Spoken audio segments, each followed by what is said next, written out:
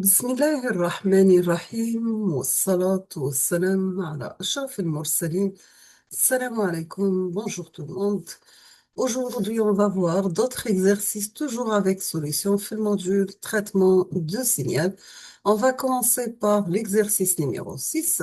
Si vous êtes intéressé, j'ai déjà fait la solution de l'exercice 1, 2, 3, 4 et 5 dans les vidéos d'avant.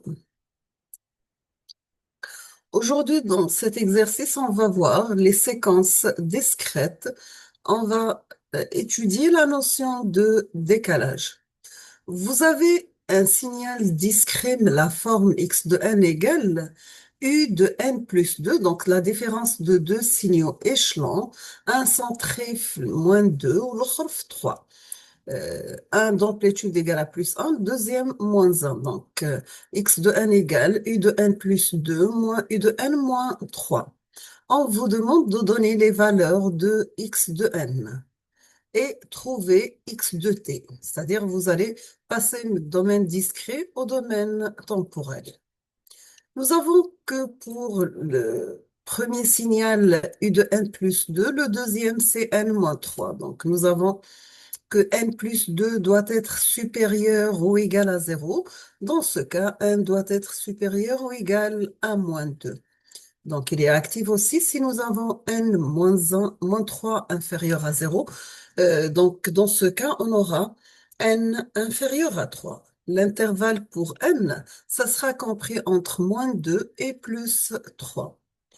On va remplacer, donc si nous avons que x de n prend toujours la valeur de 1 pour l'intervalle compris entre moins 2 jusqu'à 2. Donc nous avons les valeurs de n égale à moins 2, égale à moins 1, égale à 0, égale à 1, égale à 0. Et pour le reste, vous avez que x de n égale à 0. On passe l'exercice numéro 7 sur la périodicité d'un signal.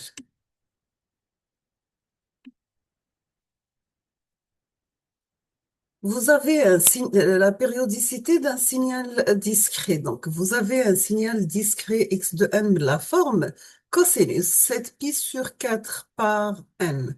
On vous demande, est-ce que ce signal est périodique ou non? S'il est périodique, bien sûr, indiquez ou bien trouvez la valeur de la période. Pour la périodicité, nous avons toujours x de n égale, cosinus oméga n. Donc, nous avons oméga 0 sur 2pi est égal 7pi sur 4 sur 2pi. Donc, on va simplifier.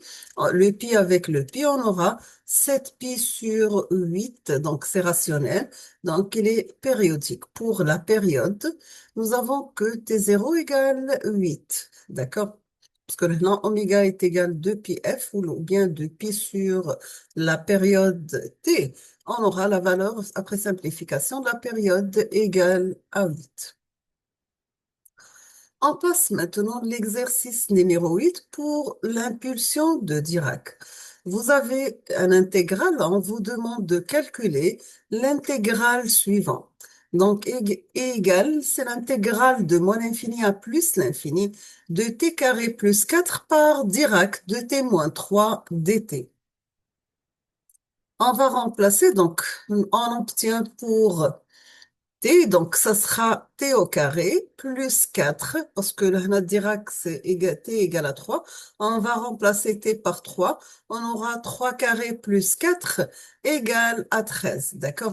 Là, le Dirac, c'est comme l'élément neutre, t'as le produit.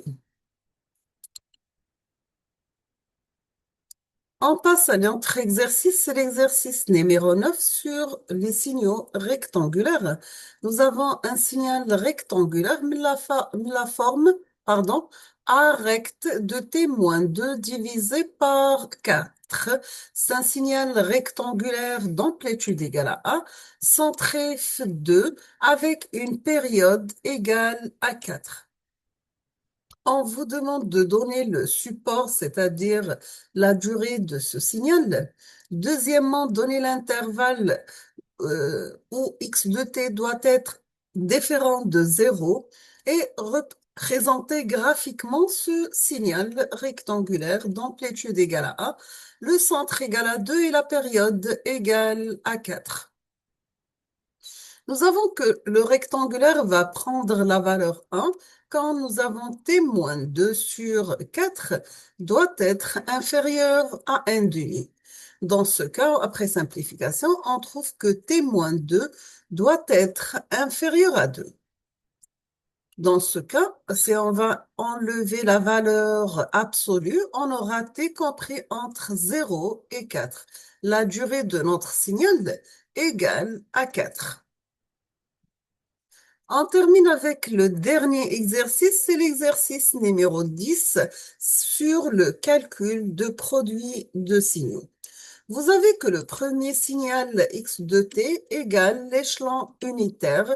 Le deuxième signal y de t, c'est une fonction porte d'amplitude égale à 1, son trèfle 1 et la période égale à 1. La question, on vous demande de trouver ou la déterminer la valeur de z de t qui est égale le produit de la fonction porte par l'échelon u de t, d'accord? Donc, calculer z de t qui est égal x de t multiplié par y de t et donner son intervalle. Vous aurez que rec de t moins t, ça sera active tout simplement pour t moins 1 en valeur absolue doit être inférieur à 1 demi. On va simplifier, donc on aura t compris entre moins 0,5 entre 0,5 et 1,5. Et pour l'échelon, c'est une fonction active pour t supérieur ou égal à 0. On aura dans ce cas z de t qui est égal la fonction règle de t moins 1 multipliée par l'échelon u de t. Elle sera active pour t compris entre 0,5 et 1,5.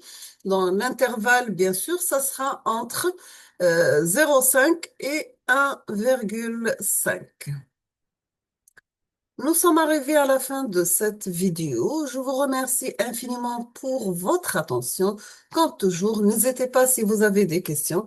Et à la prochaine vidéo, Inch'Allah, on va voir d'autres exercices avec solutions. N'hésitez pas si vous avez d'autres propositions ou bien des exercices. Vous pouvez m'envoyer des exercices que je vais faire la correction avec vous, Inch'Allah, les prochains jours. Merci beaucoup et à la prochaine.